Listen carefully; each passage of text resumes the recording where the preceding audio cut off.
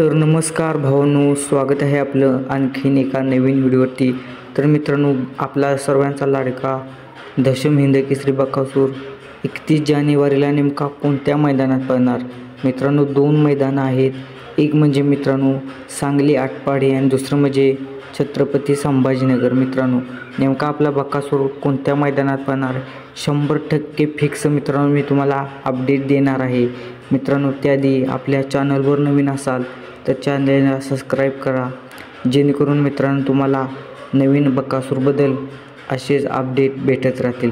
तर चला बघूया आपला दशम हिंद केसरी बकासूर नेमका 31 तारखेला कोणत्या मैदानात पळणार।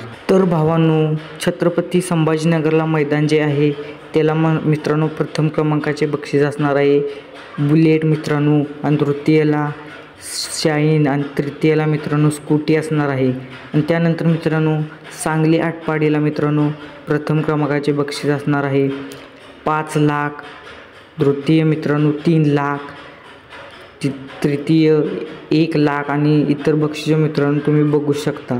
तर भावांनो, या दोन्हीपैकी आपल्याला आपला दशम हिंद केसरी बकासूर नेमका कोणत्या मैदानात दिसणार, छत्रपती संभाजीनगर की सांगली आटपाडी? तर मित्रांनो तुमच्यासाठी खास मित्रांनो अपडेट घेऊन आलो आहे 100% फिक्स मित्रांनो।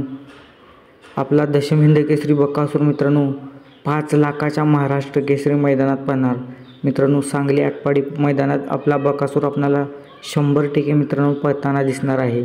आणि मित्रांनो, बकासूरच्या पैरेची व्हिडिओ आपण लवकरच आणू, त्यासाठी आपल्या चॅनलला सबस्क्राईब करायला विसरू नका।